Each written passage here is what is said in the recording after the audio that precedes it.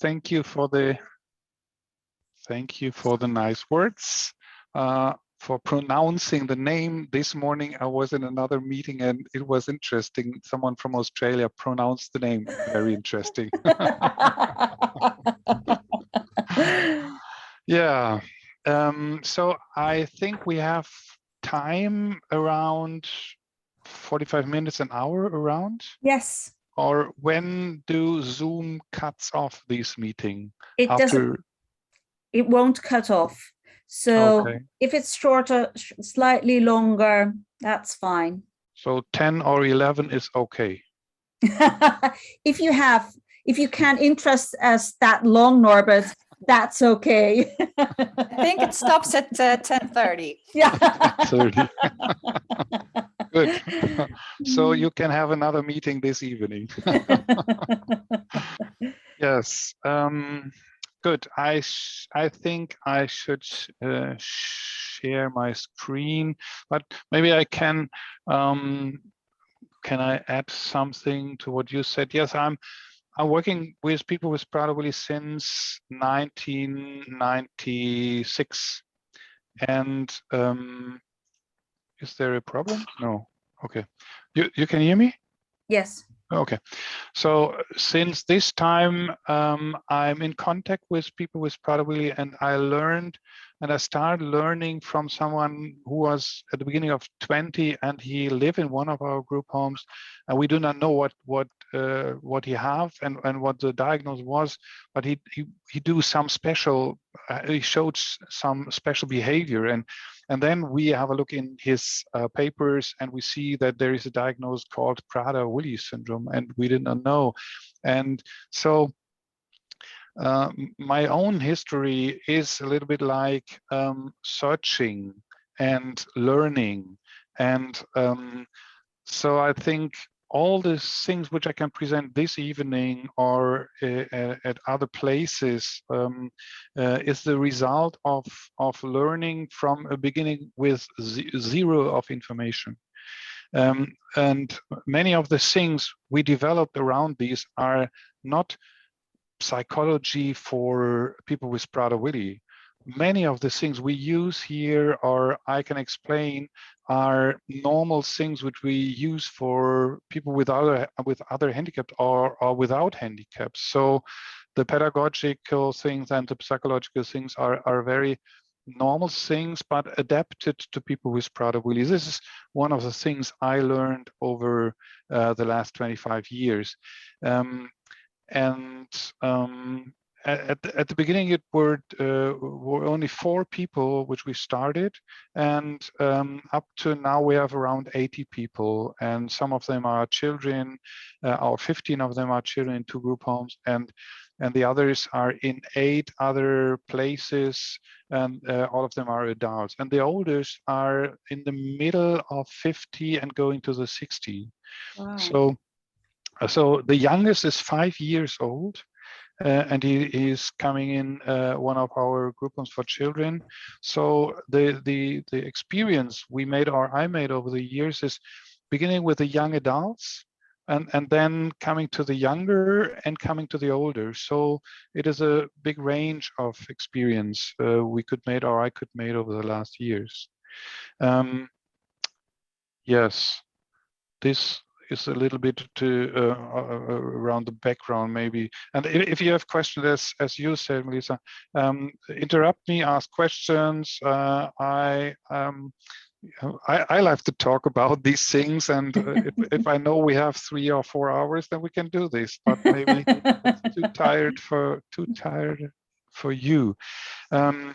So you can see the slides. Okay. And I hope it works by. Yes, it's perfect. We can see it. Yeah, and I only try if it works. Yes. And this evening, and this was your question, to talk about behavior management, and this is absolutely the main thing in my experience, the main thing in living together or working together with people with Prader-Willi. At the beginning, the focus was very much the weight, the overweight, and these physical things. But I saw more and more that the center of all these things, why people with Prader-Willi have problems or have problems with relationships and all the other things, is the theme of behavior, and therefore I think it is a good choice to talk about this evening. And normally this behavior management is a part of a training, because you said, Melissa, that there was a development, or I developed a training program, and these behavior management, normally I have 2 days for these things we talked about today in this 1 hour. So there is much more space and much more time to explain things, to try things, make role plays around all these things. So overall, these training have 150 hours, and all these things are not only Prader-Willi, but these are many adapted things which we can use for supporting people with Prader-Willi. And normally, this is what I want to say. Normally, I start with a slide. You will see it later, but in the last years, I think it is necessary to think about what and why we do things, and why we do behavior management in this way or in this way. It should have a frame around this. So this is what I mean with basic philosophy in taking care of people with Prader-Willi, and this is the first part, what I will explain, or where I will talk about. So on this basis, we can use here we use these tools which we can, and which I will describe in the second part of the presentation. So what I mean, or you can see this things. I think it is better. Is it better now? So you can see the whole screen? Yes, we can really see the whole screen. It's perfect. Okay. Good. And when I say what is the basic philosophy, or on which basic things we worked on, what I will say is that it is the philosophy we developed here is a result of searching, of learning from mistakes, and finding solutions and best practice. And these searching, this was the situation I described a little bit before. When we started, there were no really evaluated informations, and we make so many mistakes in the first years. And this is one of the reasons I try to explain, or I try to transfer information, so that people who start the support of people with Prader-Willi do not make the same mistakes as we made. And it was not a good situation for us, not for the staff, and not for the people with Prader-Willi, I think. If we know what we know now, I think it will be, and it were a better situation for them 20 years ago, but we learn. And where we come from, or the starting point in the middle of the 19th, was that the common understanding in this time, if people live at home or in group homes, in the UK and the US, there were in the middle of the 90s some of the group home, or some group homes. The common understanding was it is necessary to structure the environment for people with Prader-Willi as a must do. And when we start with a very strict structure in 1998 in the first group home. And the other thing was, it is necessary to handle all things around nutrition for them as a must do. And you know this word of food security. And this is what I say, the situation in the middle of the 90s. And another thing was, you have to protect them from disappointments. And we come in the middle of the 19th from a level of, from a situation of a very low level of knowledge about PWS. The consequence of these three basic understandings was that the philosophy at this time was, we know what is good for people with Prader-Willi, and we make the decisions for people with Prader-Willi on a very low level of knowledge. And this is when we start, what we describe to our new staff, because we thought that this was the right way. And what we learned over the time by approaching care in this way, by doing it in this way, is the consequence of the dogma of structured environment. And that was, we saw that the very structured environment decided and developed by others provoked many conflicts. For example, there were often situations where we could not fully control all elements required to meet the strict structure. For example, normally the car came at 15 minutes before 12 for lunch, but now the car has an accident or what else and came 5 minutes later. Consequence, conflict. Or instead of 4 cups of coffee, there were 3 cups and 1 cup of chocolate. Impossible. Conflict.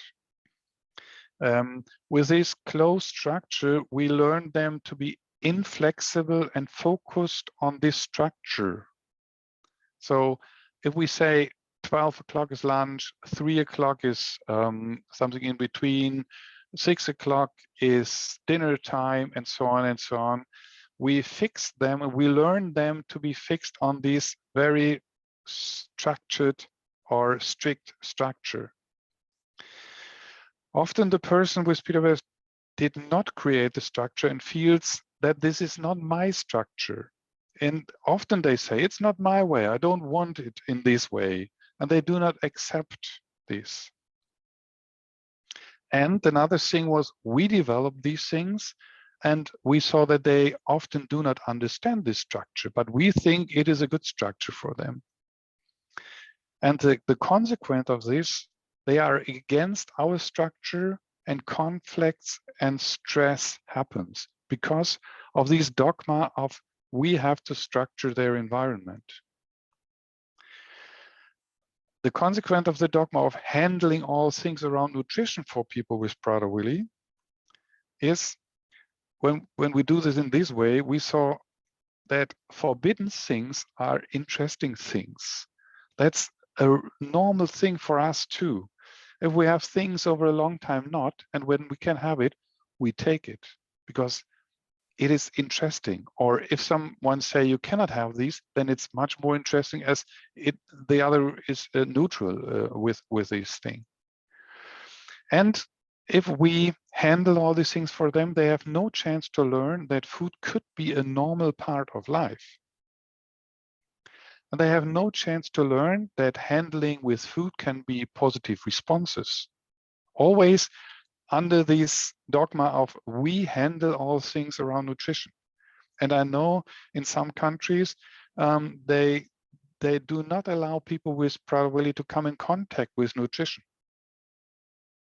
And number D here, no, they have no chance to learn that they can control themselves in contact with food and be proud of themselves when they are able to do this in parts of nutrition, in small parts of nutrition, but they can have this feeling of being proud of themselves around nutrition.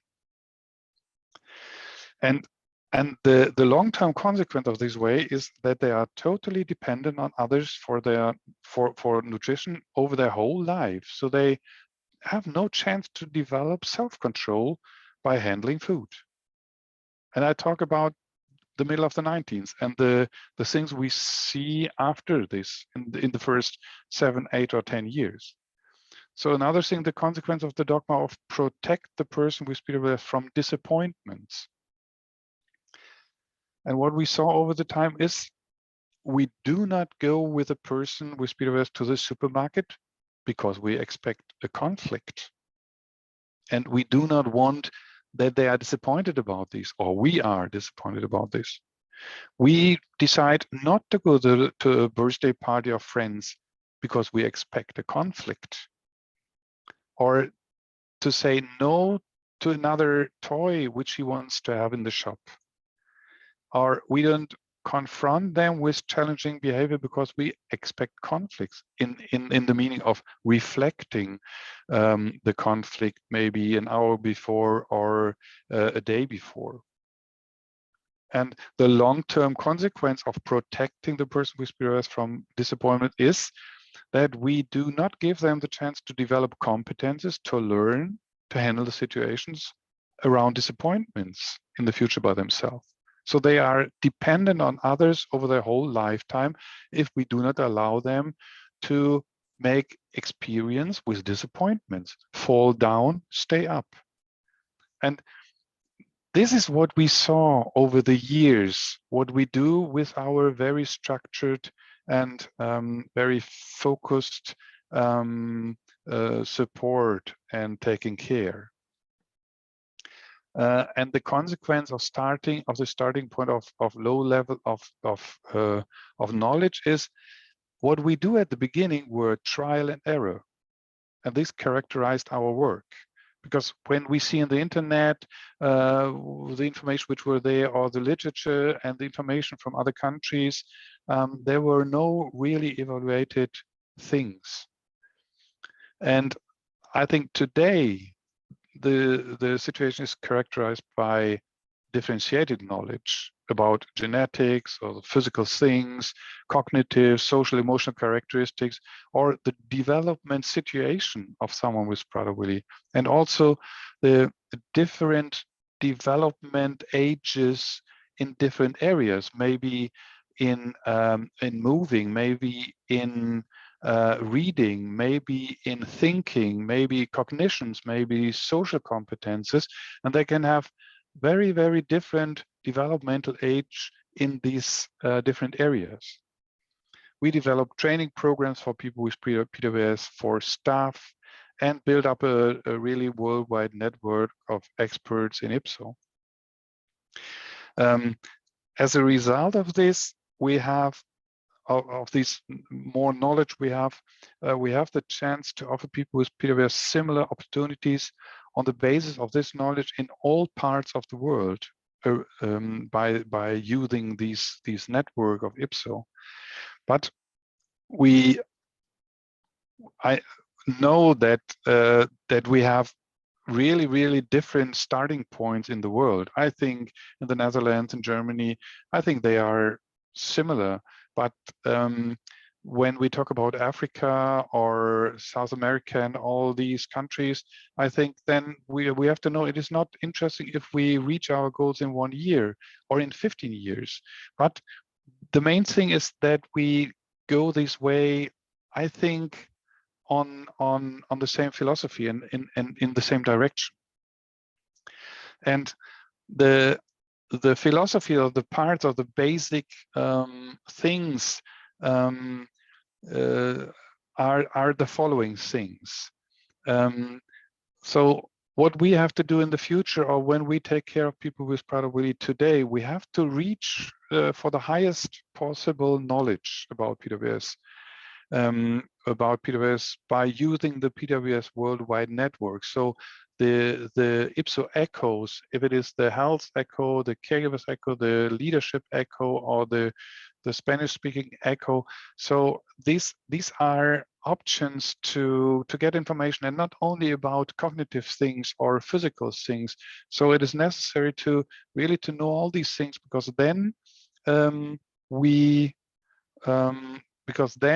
we have the chance to develop the most competent support. And we have to develop training programs for people with Prader-Willi. We start with things, and we see that this is, if we do it systematic, then they develop their competences, also in relationship and all these things. And we also have to develop training programs for staff to make them highly competent in supporting people with PWS in our company, all people who are working and taking care of people with Prader-Willi have to go through these 150 hours program training for PWS. Another can I ask something, yes. Norbert? Yes. So you talk about the necessity of developing training programs for PWS, and in your opinion, what would have the highest priority to train? So what do you think, what do people with PWS would need the most? I mean, if you had the choice worldwide, what would you say this should have absolute priority? You are not surprised when I say empathy. But then maybe explain why. Yeah, I can explain it, because the most important thing for humans is to live together with others and to be in contact and be able to have contact and be able to live a relation, live alive with others together. And if this is successful, you know, by your own, then we can handle many problematic situations. But if we are alone and we cannot come in contact, we want, but we cannot, then it is very frustrating. And it makes make them frustrated. And so the things, why does it works by themselves? And the things we start, so to come to a competence of live a life together with others, it starts by developing the competence to see what others meaning, what others are feeling. And you know that people with Prader-Willi have a big problem to see in the face of the others the emotion. To read the emotions, yes, of others, yes. In the faces, yes. And it starts with this, because when you know that they have problems to find out what is their own feeling in a moment, this is what they often cannot explain. If they are angry, if they are sad, or if they are surprised, they cannot describe their own feeling in a good way. And if you can do it not by yourself, then it's very, very hard to do it by others. And the next step is, if I see in the face of the others the emotion, what should I say? What should I do? And many things around we do here is to train them to communicate, to see, and to see in the face of the others the emotions.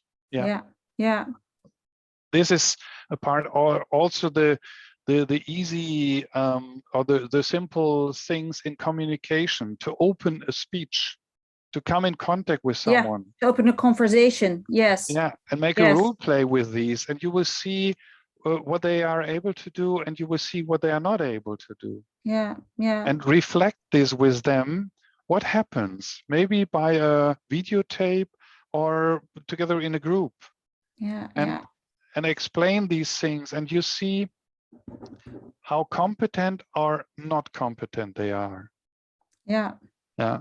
And the theoretical basic is these developmental psychology things around Piaget, of these steps. It is an old theory, and it is more differentiated today, but I think it is a good thing to understand, a very helpful theory to understand, and you can explain it to caregivers, you can explain it to parents, which is the next step.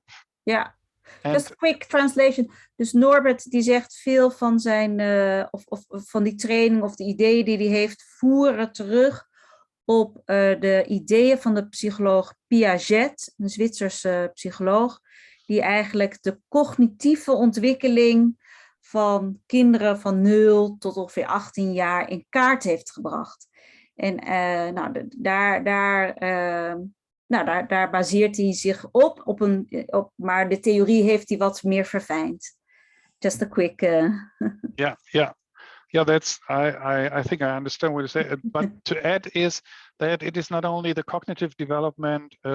More important is the emotional development. So, but the steps, doing step after step, and so if you know that someone is on the, for example, on the second step, you cannot expect that he have competences in the fourth step. Yeah. And this is what we often do. We think that they are able, because they are 20 years old, and we think they should being able to change the emotional perspective because they are 20 years, but they are not able to do this, because maybe in the motoric development, they are 20 years, but in other parts, they are 12 years, 3 years, 6 years. Yeah. All in one person. Yeah. And this is a little bit the theoretical basic for when you ask what is the main thing to train. There are many others, but I think if you ask for the absolute main thing, in my mind, it is this thing. This aspect. Yeah. And one last question, and then I'll let you go. And do you train that from children to adults? Is it never too late to train this? It is never too early. Yes. And the thing is, if you have the chance to come in contact with the children, then you have the chance to support and give the information to the parents. But we start with the young adults with 20, 25. And now we see people coming maybe at 5 years or maybe at 35 years. And then we start, and it's never too late. Yeah, thank you. Yeah. I don't know why the presentation goes by themselves. But another basic is we have to accept the individuality of the people with Prader-Willi. Before we start, we say that if you go in other countries, you and see and work with people with Prader-Willi, you see similar things. That's correct. But everyone is an absolute individual person, and only the very small thing at the 15th chromosome is changed, and all the other things are from the parents. And often when you see people with Prader-Willi and you see their parents, then you know what happens. But and you do not have to forget. And this was one of the mistakes we make when we start. We handle this situation with all in the same way, and this is not helpful. And we learned this on a stony way. Another thing is we have to be very transparent in the communication with them, because maybe of the cognitive deficits they have, it is necessary for them to understand, because and it's not so easy for them, so we have to find ways to make sure that they understand what we communicate. And if they understand, then they can inform you and signal if they accept these things or not. Often they say yes, yes, yes, okay, yes, we do, but often they do not understand what you mean, because you are too complicated, too fast, and so on and so on. Another thing is we have to give them the chance to make experience, to be successful and proud about themselves. But on the other hand, we also have to give them the chance to make experience with failure and to be able to learn from them. And this is what I mean, all the things around disappointment. So they must have the chance to be disappointed. They must have the chance to fall down, because if not, you always have to put them up, and they never can do it by themselves. And by yourself, if you can learn from mistakes, if you develop yourself and you can say, it is what I do by myself, this makes us proud. And we have to include persons with PWS in finding solutions for challenges, for example, for challenging behavior, and developing frameworks for their own living environment. And the big mistakes we make at the beginning is we gave them the structure. And today we do not talk about, when we talk here in our company or more and more here in Germany, we talk more about frames or frameworks, but not about structure, because someone can say the same words, but in my mind, frameworks opens areas where people with Prader-Willi can decide by themselves. And structures, inflexible structures, gave them not the chance. And at the end, the fundamental attitude of this philosophy of taking care of people with PWS is we have to support the person with PWS by moving from dependent on others or from others, these external control, to self-determination, self-control. And really, I know that not all people have these competences in the same way and can learn all these things in the same way. But I think it is necessary that we always follow these goals. And you know, by birth, in your first days of life, the need for external control was 100%. But the idea is, over the years, your need for external control should go down. And this is what we want. We want not in a situation that others controls us or that we need this control. And on the other hand, the development of competence of self-determinations and self-control is something what is at birth, it is by zero. But we want these over the years more and more. And maybe if you are 20, 25 or 30, the idea is that you have a very high percentage of self-control. But when we put these things together, and then we can see the individual differences. There could be someone with 32 years, and he have a low development competence of self-control, and therefore his external control must be high for this moment. And another one with 13 years or with 22 years, maybe this one with 22 years, is a competence of self-control is very high. So he needs a very low external control, and maybe he needs another setting for his living. Maybe in an apartment, he can do this, but the one with the person one, maybe that he needs a relative high support and a high number of hours of caregivers. So the goal is to develop self-control and reduce external control, but we have to accept that this is very individual. And when I will use this slide, it makes it clear that someone, maybe person one, you can train him, you can support him, but his maximum is here at this, maybe you can see, or you know what I mean, it's by maximum. And by person two, with his maximum could be on a very higher level, and the minimum is not so low as the minimum of the person one. So what I will say is, we have also to accept that we cannot train people to come over their maximum. We have to accept that there is a maximum, and this is individual. And so this is one of the mistakes we make at the beginning. We thought that we can support people all to the same level.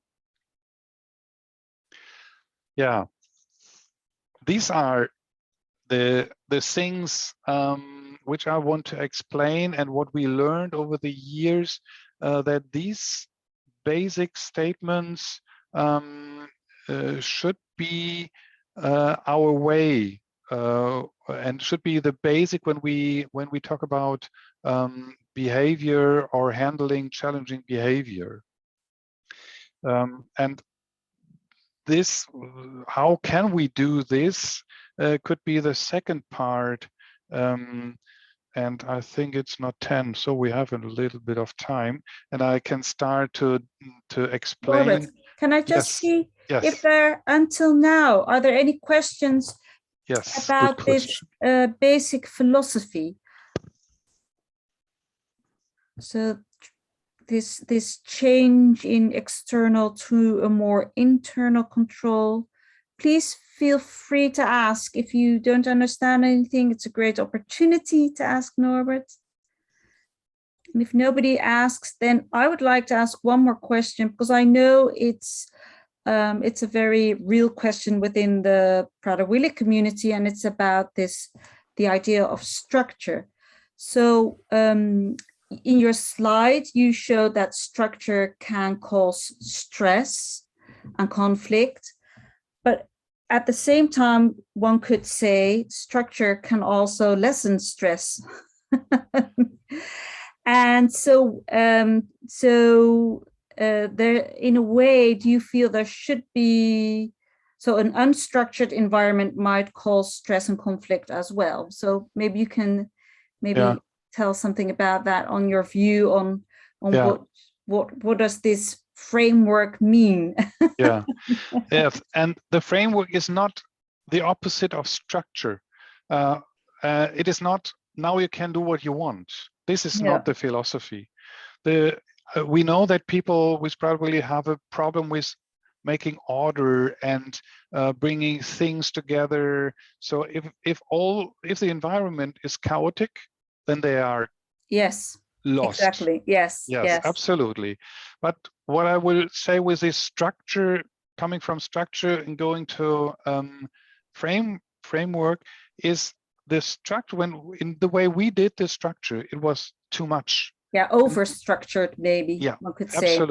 Absolutely. Yes. And some of them feel okay in this because they learned, but to accept these, but they do not learn things by themselves, and and being more and more independent from us. Yes, more autonomous in a way. I think we've got a question. The question we have is just how do we, I think probably, how can we cope with challenging behavior? Herman, klopt dat? Is dat je vraagt van hoe moeten we dan omgaan met het gedrag? Just seeing if he can react. When this is a question, then I think we take the question some minutes, and because I will explain it. Yes. Okay. But because you sent me the papers you described, or you made in the Netherlands. Gedrag alerts. Yes.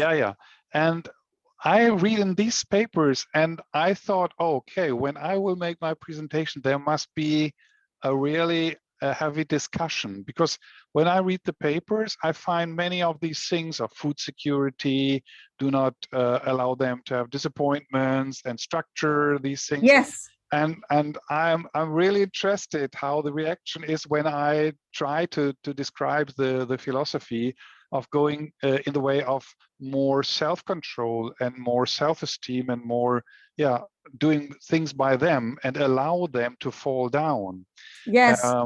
I think it's very interesting. I think in one of the parts we try to address it is coping with change, that we try to describe that if you don't if you make an over-structured environment, then people will never learn to cope with change. So I think we're in a kind of a combination of so I think on the food part we were quite on the security, but on the behavior part, leaving more it's more towards, I guess, the framework you're talking about. And we come in one of our group homes, we use a system, I call it the PWS traffic light system. And what happens is that people with Prader-Willi decide by themselves when they are in a good weight, which they define by themselves or together with us, or they are in a yellow area, maybe 2 or 3 kilograms more than in the green, and then there is a space of the red one. And with this system, they handle their weight by themselves. So they decide when they come in, maybe, for example, they have 75 kilograms and this is green, and from 75 to 78 it's yellow. When they come in this yellow area, they decide to do more sports. They change food to low-calorie foods, and they go on and they wait the next day and they see if they are successful or not. And nobody, not the parents and not the caregivers, make a comment to their weight. only if they are in the red area. Maybe they come over 78. And I then think it's fantastic. No, truly, I'm truly. I think it's wonderful if also for the feeling of self-esteem that's it. and the feeling of being an autonomous person. So I'm very curious. Maybe we can go on to the how, and then also and see more of the examples from which we can learn. So thank you. That's but the first thing is, in my mind, it's much more important to understand what is a change of the meaning of from structure to framework. Yes. And in the framework there are spaces where they can decide, but if it didn't work, then these spaces could be smaller, and then we handle these things, and then it could be bigger. And in a structured environment, there is no chance to make different things. Okay. No, and I also think it's great because it's adaptive both ways. So you can limit, but if that goes well, you can again adapt it to. Yeah. So it's a very adaptive environment. Yeah. And the most important thing is that we always decide these together with the one with Prader-Willi. He reflects the situation, and he decides to have lower freedom, or how we can, or things to decide by themselves for maybe some weeks. But after this time, he can decide if it is okay, and he can open it more or not. But we are always in a contact and in a reflection with them. And we go away from this way that we decide what is good for them. Okay, so we go on with the things around behavior management.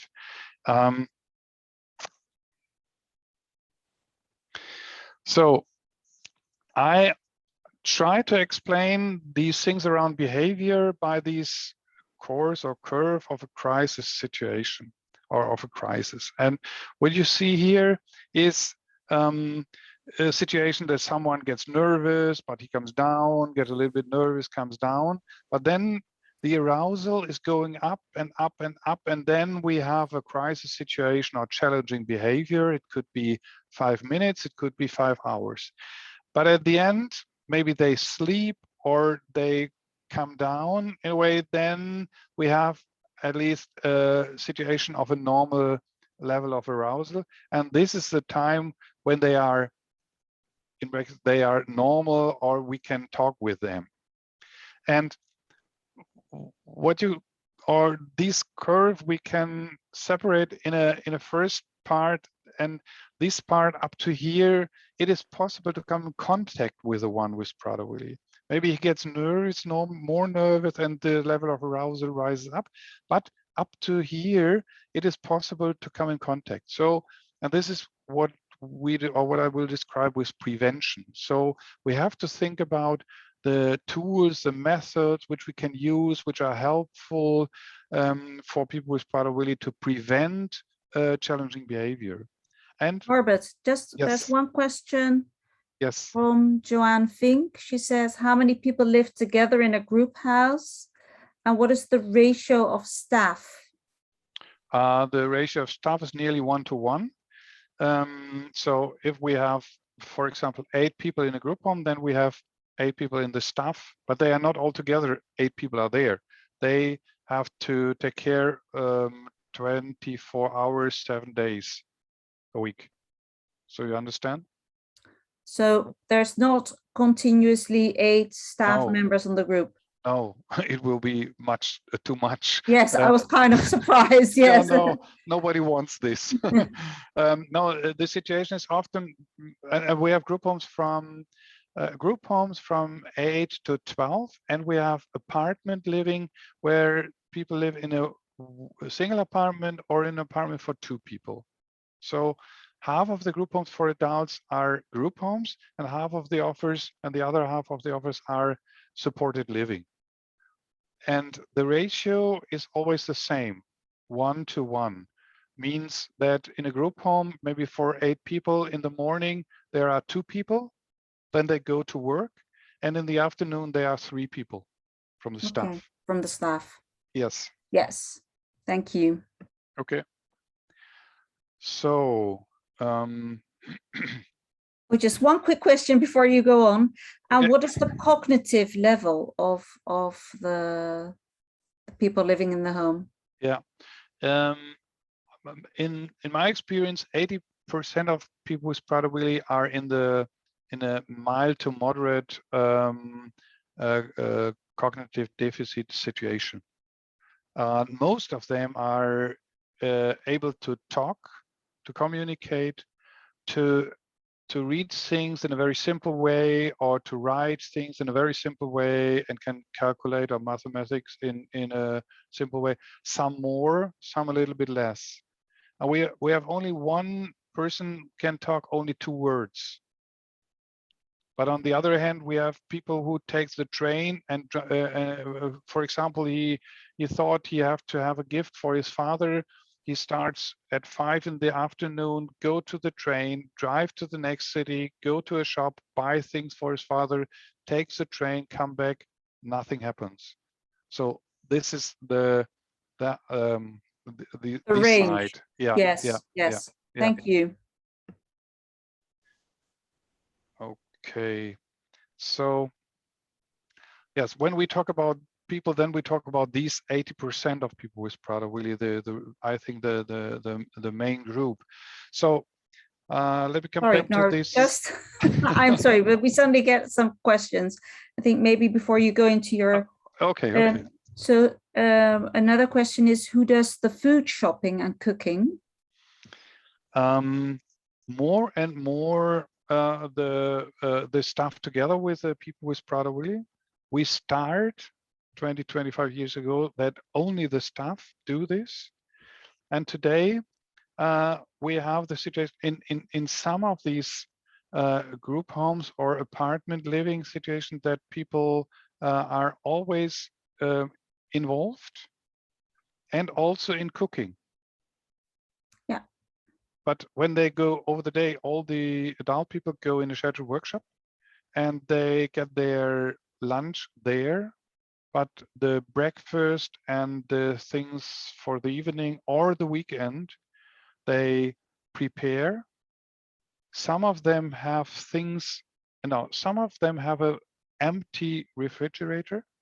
Yeah. And some of them have the meal for the whole day in the refrigerator. Yeah. So also, this is the range. Yes, that's the variance. Yes. Yes. And I think it depends when you can start to support people with Prader-Willi. So and the new generation, I think the second generation, very early diagnosed, parents have information. Yeah. Then we see more and more these younger generation that they are more and more able to handle their food. Yeah. Yeah. And there's one question, I'm not quite sure if I understand it correctly, but the question is, how can we increase the social emotional level of a person with PWS? We also let the child be a child when the child still likes things of, of small children, that's okay. But although the intellectual level might be higher. So maybe just start with the beginning question. How can we increase the social emotional level of a person? By the way that we know what is his status. So we have to make diagnostic and know where he's standing. And then we have to know what is the next step and how can we support the next step. This is nothing new. This is what we know since many, many years in developmental psychology or in other similar things. So we use these things and these techniques and these trainings and we adapt it to people with Prader-Willi, and then it happens. It needs time. Yes. But when I say that someone is 20 years old, but his developmental age may be in social or emotional development, then it's not that he is really 3 years. We can talk with him as an adult, and we should do this. But we have to know that we cannot think that he can do this, maybe this change of emotional perspective. If we know this, but we know what is the next step, and we have to support this next step. Yes, thank you.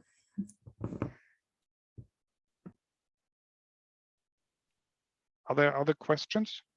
No, I don't see other questions. I think you can. I can start with the second thing. Yes, yes. Let's talk about behavior.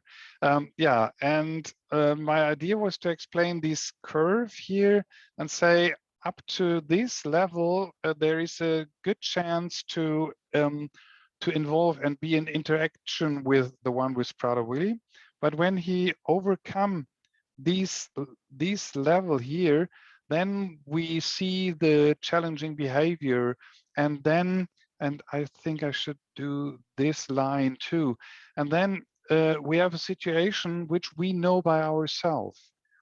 As more we are coming in a level of higher arousal, in the same situation, the cognitive level of competence is going in the cellar, is going down. And so you see, if someone, you and me, if we are really in a crisis situation, and we have a crisis in our relationship or what else, and we are really here in this red level, then we are here with our cognitions. And so this makes it clear that in a challenging situation, in a crisis situation, we cannot discuss anything with someone with Prader-Willi. We cannot find solutions. The only thing what we can do here is to handle the situation, but no consequences, no discussions. This is what we can and must do when the cognitive level is coming up and the level of arousal is coming down, and these are on normal levels again. Then, and this is the most important situation in taking care of people with Prader-Willi, this situation and the chance of reflecting this situation or how it is coming and how it is going up. But this is the chance for learning for people with Prader-Willi. And here, this post-crisis depression, it is a complicated name, or yeah, it is the situation, and I think many of you know these. Maybe directly after a crisis situation, after a challenging behavior, often people come and say, "Oh, sorry, I never do it again. Oh, please, sorry, say that you accept my sorry," and so on and so on. And in this situation, it is not helpful to accept that that they say, "Sorry, I do it never again," and I say, "Oh yeah, it's okay, it's okay, I believe you and I trust you." No, this is not helpful, because if you want to reflect a situation like this, but before you have said, "It is okay, I accept your saying sorry, I do it never again," then mostly people with Prader-Willi are not interested to reflect the situation, because you accept her Apologies. Yes. The apology. Thank you. Yes. Yeah.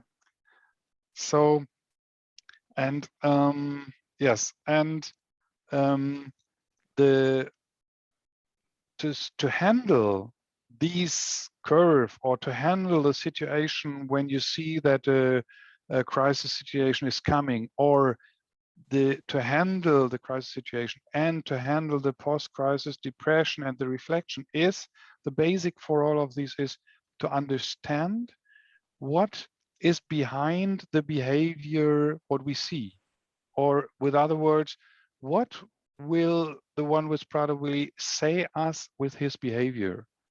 So if we understand what he will say to us and what he will bring over to us, then we have a much more better chance to prevent situations, or to say the right words in the crisis situation, or to reflect. And this is what I think one of the basic competences of caregivers or parents should be, to understand what happens in a situation, in this situation.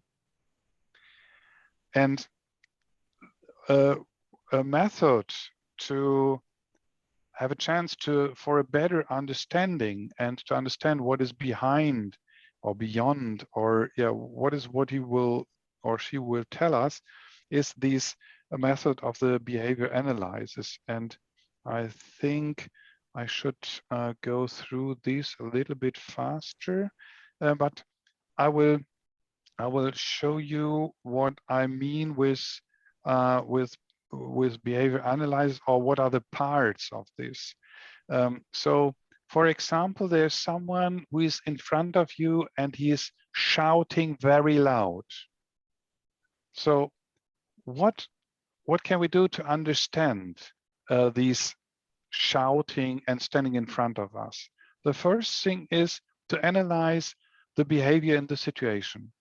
So, and I go a little bit further here. So what we can do is we can see if there is eye contact in this moment to me. What is the facial expression in this moment when she is standing in front of me and is shouting and crying? What is her gesture, her posture, her movements? All these things we can describe, not interpret, only to describe. And you know, if she is crying and shouting and she have eye contact to me, it means something else, or it means something. But when she is have no eye contact and is looking around, I think then there will be another mission behind her behavior. And also, if the facial expression is that she have very small eyes, that her mouth is very closed and small, then you have a first idea. Because if you do this thing with your face, then you know what the feeling behind this is.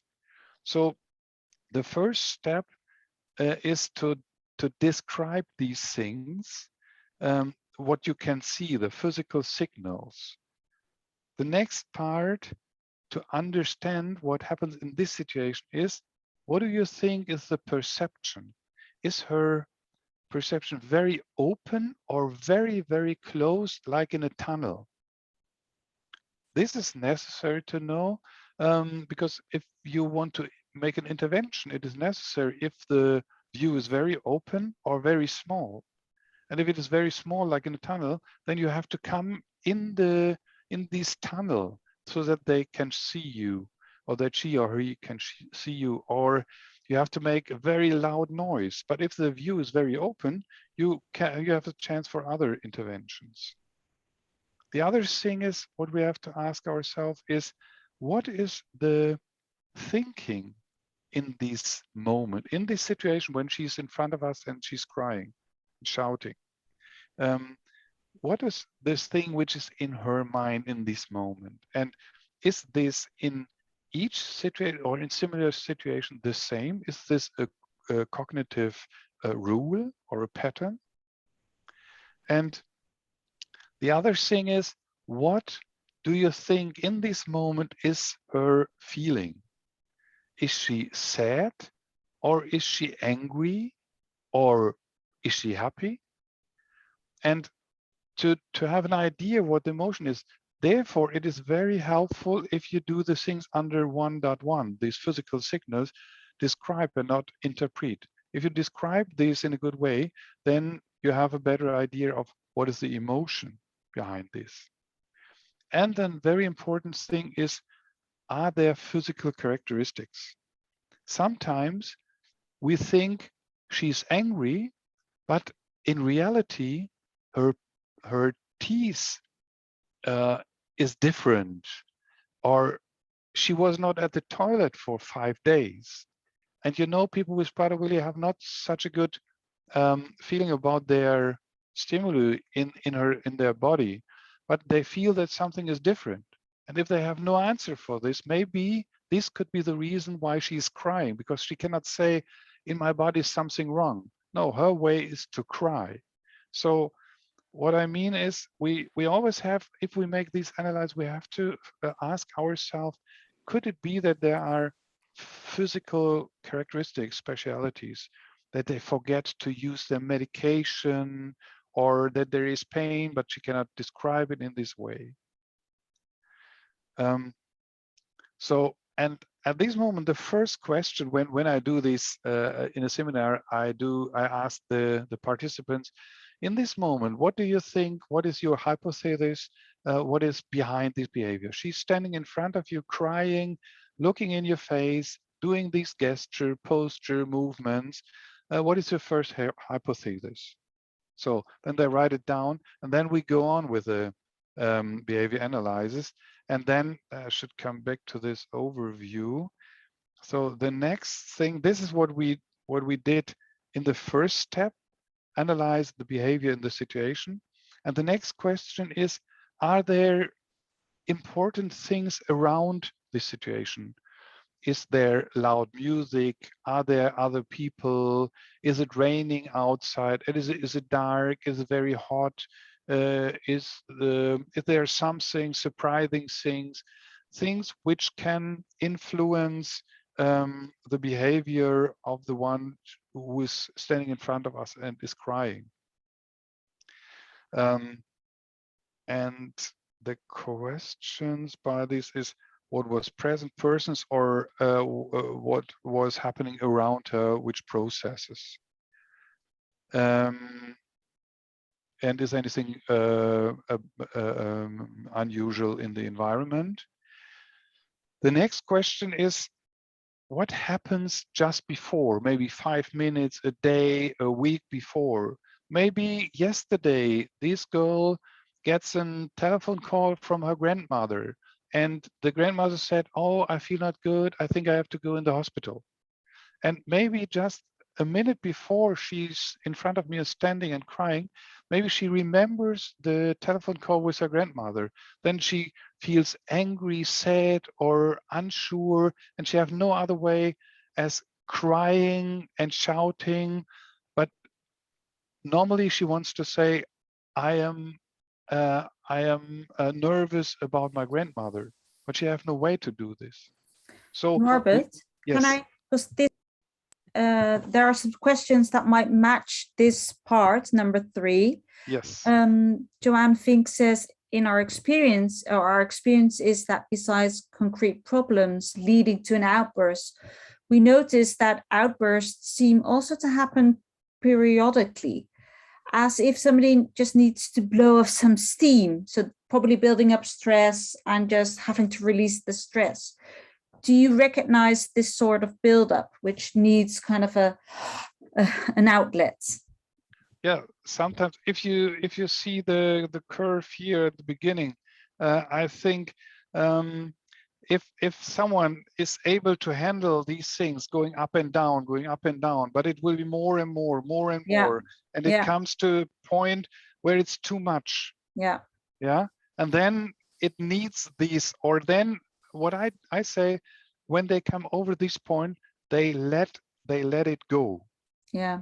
They know what they do, but they let it go, and they do not control themselves in this situation. And the reason could be that over the last weeks, there are so many things which makes her more nervous, but over the weeks, her self-control is high enough to be not out of control, but just a last step brings the things to be too much. Yeah.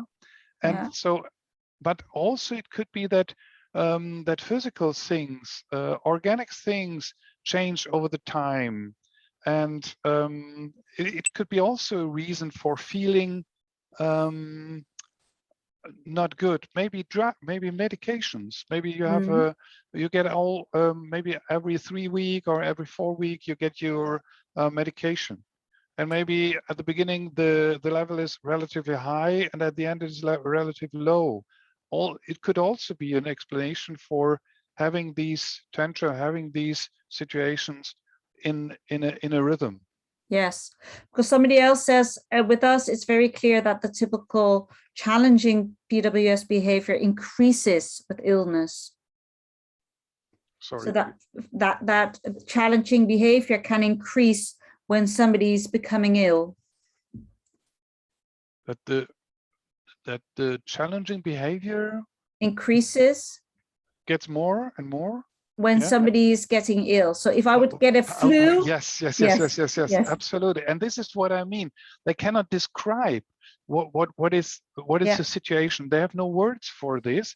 And if we, like here, if we understand what happens, then we can, in this situation when there's not a challenging behavior before, we can transfer this, or we describe this for themselves, for them, and we say, my feeling is that you feel unhappy and that you feel not the same as the last week, and what can we do against this, and how do you think about this, and so on and so on. We support these things because they cannot bring it out by themselves. Yes. So if we have an idea of these, maybe this medication which is given every 4 weeks, and we know that in the last week the level is going down, and maybe this makes her nervous. Yeah, maybe if we cannot change the medication, maybe then we can say, hey, next week, next week the level is going down, and be sure you feel not good. What do you think can we do? Do you have an idea? What can we do for the next week? Maybe maybe an adult say, I cannot go to work for a week. Maybe this could be. For example, yes. For example. And then we have one person who says, well, so maybe having an outburst could be a good thing if somebody can blow off steam. So is prevention always necessary, is the question. Blow off steam means? Oh, it's a Dutch expression. It's when you build up a lot of tension and then you let the tension go. So it's called blowing off steam. The energy, it's too much energy in yourself. Yeah. And this you will see when we come to the things, when we come today or next time to the situation to explain what we can do. And one of the things is to prevent challenging behavior is check the weekly or daily routines if there is enough space for bringing out energy. Maybe yourself, you sit 8 or 12 hours because you sit in front of your computer, and normally you are a sports person.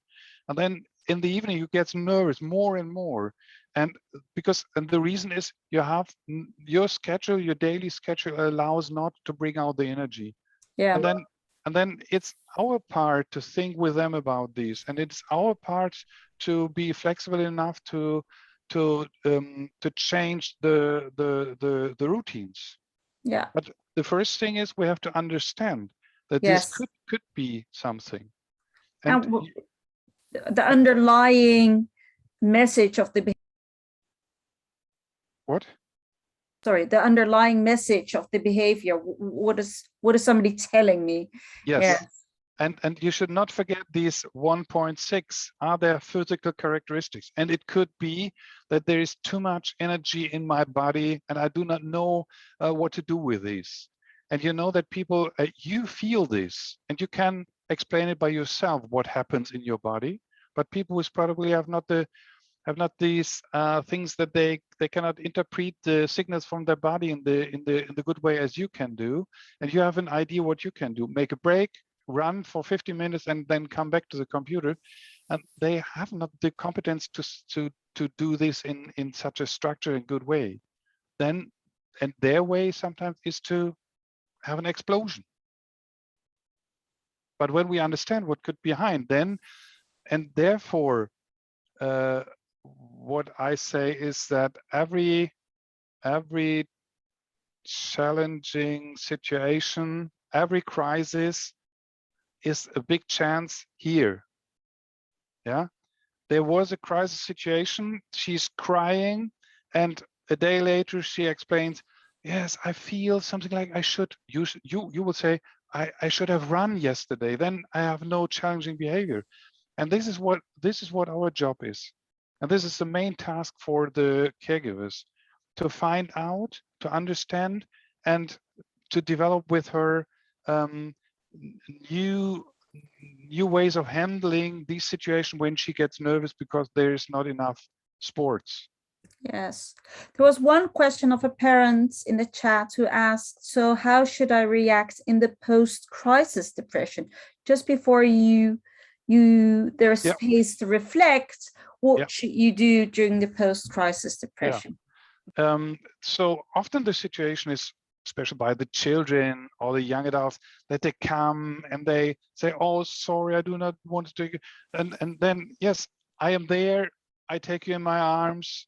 And when she wants that you say, yes, I accept your saying sorry, this is what I say is, I'm also nervous and I'm stressed by all these situations. Let's talk about this a little bit later. And then you can explain why you want to say sorry and what do you mean with this, but not in this moment. You can come here, I take you in my arms, I sit here. Maybe if you like, we can watch TV together or make a thing together, but let's talk about these later. And yeah, so you're really postponing, also telling the adult or the child, I'm postponing the talk, the reflection. I'm here for you. I see you, I feel you, but we'll talk about it later. Yes. I'm happy that you come down now, that you're not crying anymore. That is brilliant. That is perfect. 5 minutes before, it was a disaster. Really, it was a disaster. And this is, I think it is necessary also in the reflection that we do not say, oh, it's not a problem. It was not so bad. Yes, it was bad. And they should know what was good and what was bad. And be sure they know what they do in this crisis situation. They do not stop themselves. This is when we have a long weekend and we go to work, and at the end of the work on Monday, the chief is coming and say, you have to stay there 2 hours more, and you are very tired. And maybe in this moment you say words what you should not say, but you think, I should say it now. It must be. So, and this is the situation here. They let it out, and they do not want to control them because they think it is necessary now. Because they are egocentric in this moment, very egocentric, and then they let it out. Yes, and here it's necessary that you do not make a compromise or something like in this, because then you have a problem to reflect. Another thing here, during the crisis situation, you should not work with consequences. If you do not stop crying, we do not go in the theater this evening, or you do not come with us in holidays next week. So because we think that it is helpful that they stop it.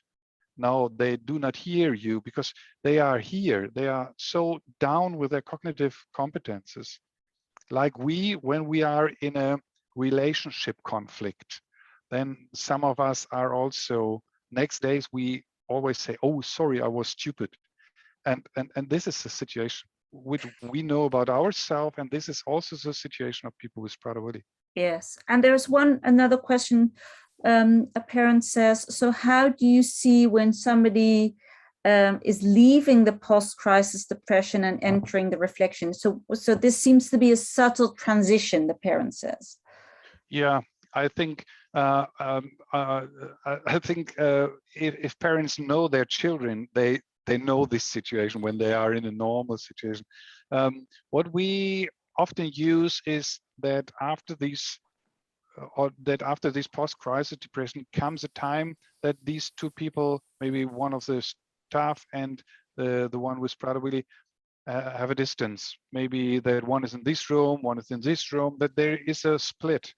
And maybe then half an hour later, they go to each other and then they come and discuss. And then your curve, when there's a really intensive crisis situation, then your curve is the same, maybe a little bit lower as the one with Prader-Willi. And also the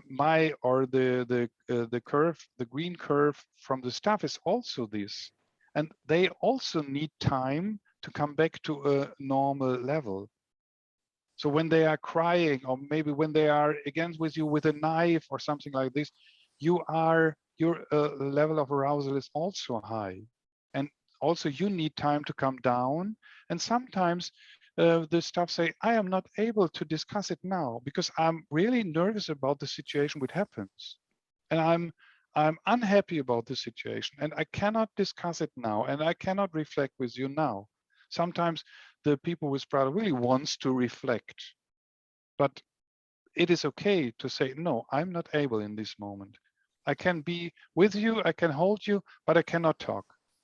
It was too intensive for me. And a parent asks, so as a caregiver or as a parent, what would be the best reaction during the action phase? Would that just be listening, not reacting, or what would you Say it again. In which? So during the action phase, when the arousal level is very high. Yeah. So if you're there as a parent or a caregiver, what would your reaction be? Yeah.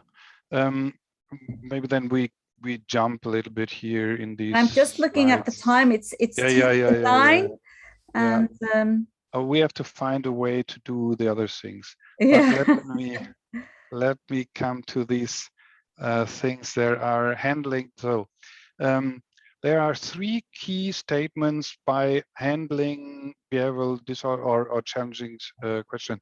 The first is, I have to know what I want. So maybe 2 people are in a conflict, and do I want to bring one in the room and then the other in the other room, or do I want to support the conflict and let them? So if I know what I want, then it is much more clear for the others what I want, and they see this and they accept this. And the second thing is to take the lead, to be the leader in a situation, and maybe there are mother and father. So one should be the one who is a regisseur, or is the one who is the active part. So it makes it easier for the one with Prader-Willi to be in contact with this. If it jumps from one to another, each of mother and father, they have both red lines in their head or ways in their head. And it makes it easier for the one with Prader-Willi to organize themselves. If there is a clear situation, this one leads the situation. Yeah. And this is what we always say in our teams. You make it clear, have a signal, what else? One leads the situation. And the last thing is, you cannot end, you can end the situation, but you cannot find a solution in this problematic situation. Yeah.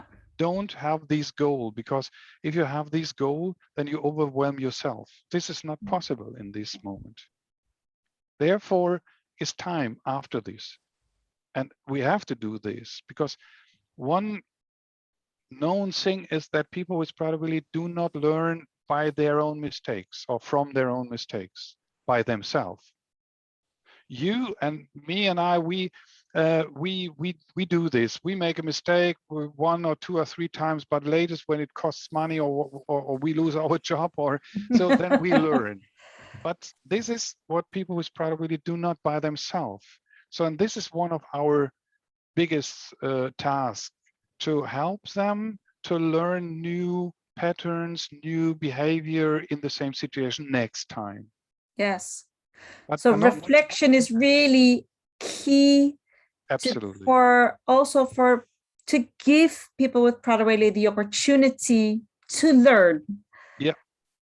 Yeah. I think this is the only, not the only, but you and I, we have the chance to learn by ourselves, but they have 10% or 5% of the competence to do this by themselves. Yes. If they are on the way and we support them and they know how to reflect, maybe you see it after years that they do it by themselves. They generalize these competence. But at the beginning, they need this support. Yeah. And therefore you see these key statement by processing after the crisis or reflection is, every behavioral disorder will be treated as a suitable time or will be reflected. And every is not possible, I'm sure, but as much as you can and you have time. I don't want to stress parents and say you have to do it every time. No. But what I mean is, if we do it not, then they do not learn. And then they do the same we see the same behavior the next time in the same situation. Yeah. You can be sure.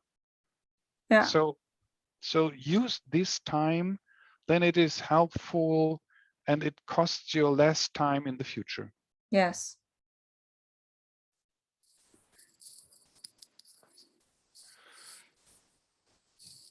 That was the So I think, Norbert, this was the end of the presentation. No, it wasn't. But there are, I think, 40 slides more. But I think, seeing the time, it's 9 o'clock. I think you gave us so much already to think about. And I think this figure is very helpful in the sense that you realize that when a person with PWS is in this action phase, probably you as a parent are in the action phase as well.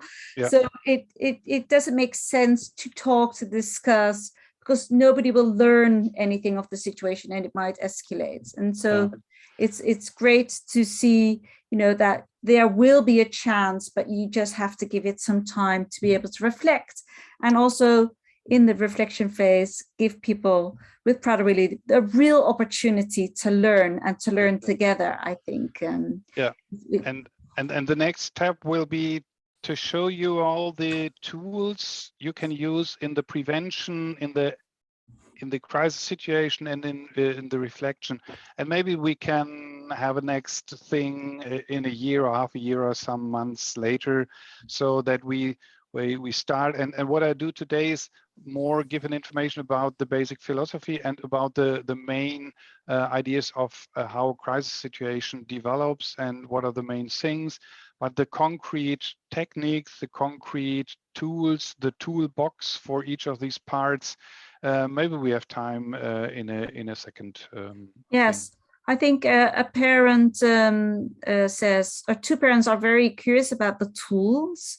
So one parent says, I would like to see some of the tools. So I think, would it be an idea to, if that's okay with everybody else who's watching, and okay for you, Norbert, because you already have been discussing, presenting for a long time, would it be an idea maybe to show two tools in the prevention phase and maybe two tools in the reflection, or just one, just to give us an idea? You mean now, or? Yes, now. Oh, okay. I think some people really would like to see it now. Okay, then I have to open it again. You see it? Yes. Yes. Okay, good. So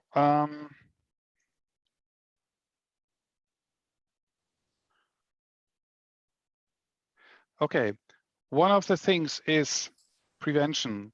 What we do and what we have to do is daily and weekly processes checking these things.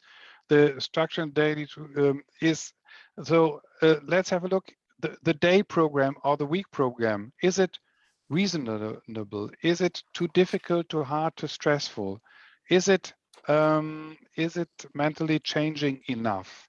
Is this too much or too less? And do they know about their rights and their duties? And is there time enough for the great passion? If they like to watch TV, then they should have time for this. If they like to sleep over the day, then they should have time for this. So, and do this, and I think this is, and change of the process should be announced and explained with them so that they understand. So what I said at the beginning, if we decide for them, then it's not their program and they are against it. Yeah, and visualize and do all these things.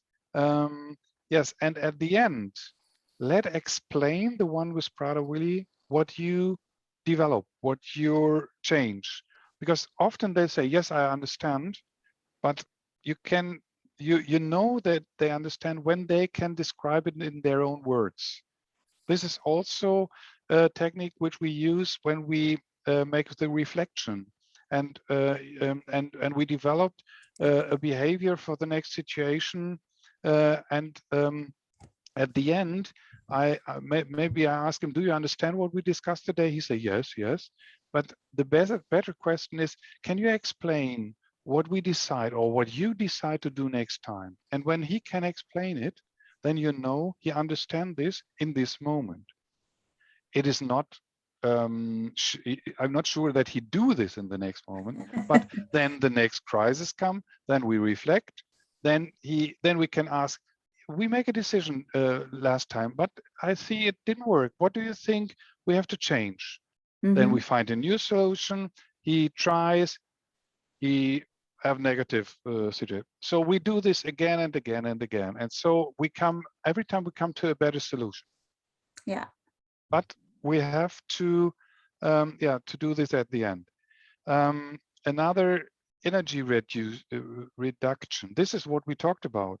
Yeah, check the daily and weekly program if there is enough space and enough time and enough activities that they lose their energy and do not sit 8 hours in front of the computer. And the question is, do they have in the working place a place where they only sit, or where they're moving and where they lose energy or not? Yes, knowledge is another prevention. If you know and you understand behavior, then you prevent behavior because you say the right words at this right time, because you know what he needs in this moment when he gets nervous. Yes, also this is a little bit for the staff, the internal and external support, also for parents. Do you have support? Do you know where you can have a break and all these things? Having back, yes, sometimes the prevention, having a backup room available so know where he can go. Maybe in school or in scheduled workshops, often they have not rooms like this. Sometimes the prevention is to give him a task to go in another room and do things there. Open the window, switch off the radio or something like that, so that he's going out of the room and do not see my person or the person which one he is in conflict. Give support for structuring information. Means when you see that he gets nervous and he gets come in an inner conflict, maybe sometimes it is helpful to describe what you see by him or say his words with your own words, and then you say, oh yes, this is what I mean. Okay, some for handling in crisis situations. The first thing I explained.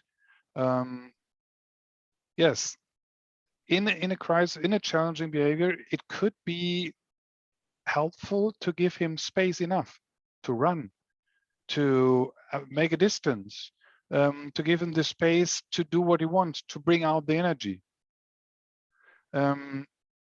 Yes, with the keeping distance, this is, you have to know about the situation, if it is critical for hitting or for getting coming in a physical conflict or something like this. Language is an important thing in this situation, and there are many things to say. So if someone is very loud and you will come in contact with him, you must be loud as he is, or a little bit louder. And when we train these with our staff, then the most important thing is to train this with the psychologists, because they are not trained in being very loud. And they need some extra rule plays to being very loud to come in contact. Another thing, this is what I said, no consequence during the crisis situation, because you cannot realize these normally, and you say things what you are not able to realize later. Yes, and then very important thing is, don't try to win. So often it is, yes, it is dark outside, and it is not dark. You see that it's not dark outside. And if you start to, hey, look outside, it is not dark. Yes, it is dark. And so we have some of our staff, they think we cannot allow that she wins. because I know it's not dark outside. And if I say, yes, you are right, it is dark outside, then he thought he lose the competence and they do what they want. Maybe some things for the reflection, the key statements I said. Norbert, I'm taking the opportunity. A parent asked, can we have the slides afterwards? Can you send a PDF of the slides? Yes, these slides, I thought that you record it. Yes. But it's too fast. I understand. Yeah, we can do this. Yes, that would be lovely. Yes, if you could send it to Sandra, then she can send it to the participants who were here. The only thing I want to say for this reflection, there are two things. A reflection should always start with the view of the one with Prader-Willi. Let him describe the situation, because you know that focusing is a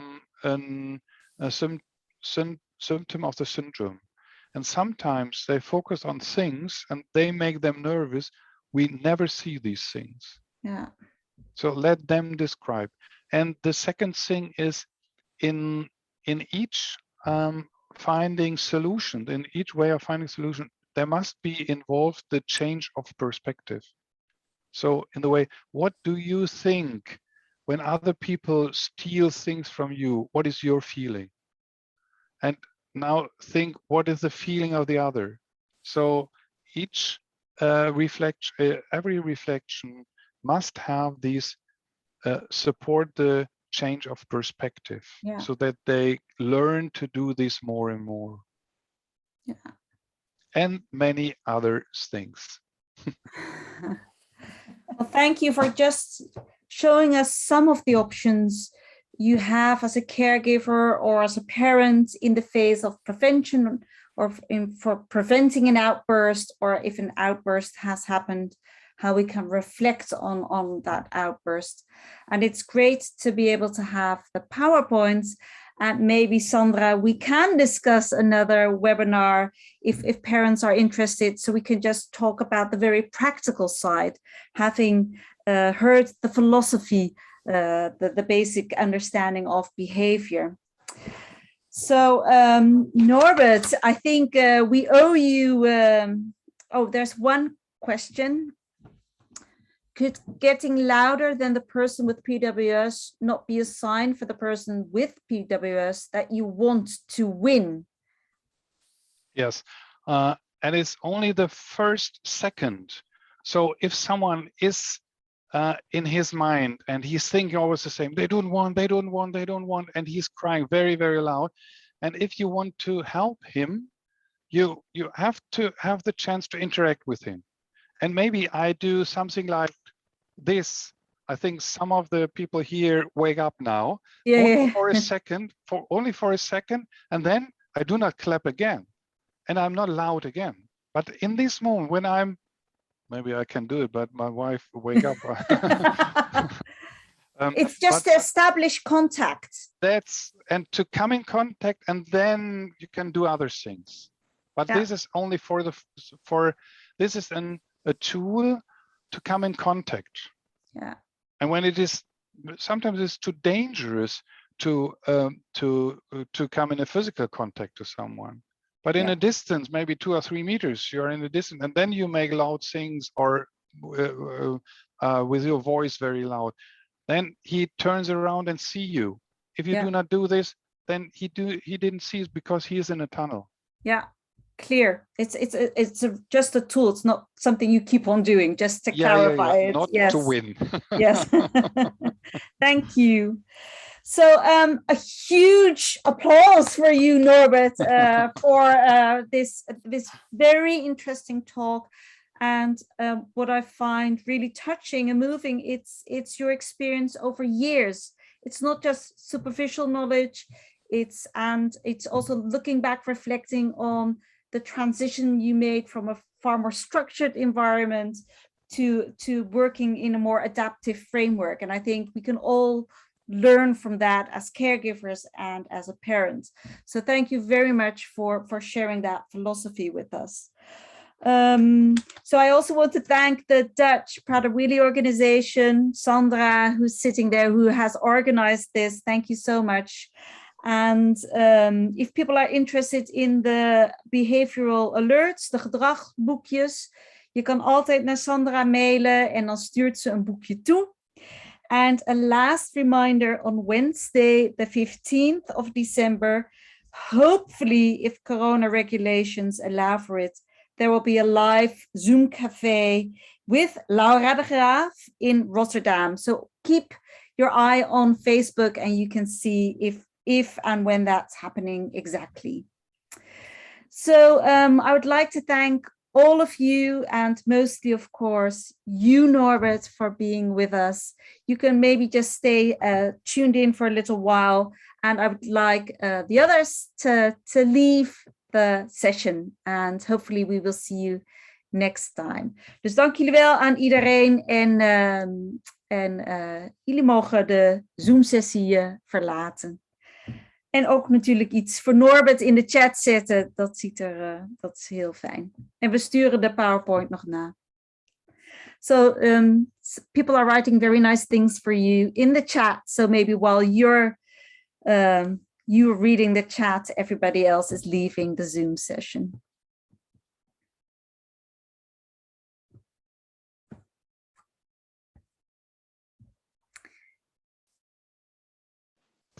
Kijk Herman, het applaus werkt. Dankjewel voor je komst. So there's still 10 left. Bye. We vragen je vriendelijk om de Zoom-sessie te verlaten.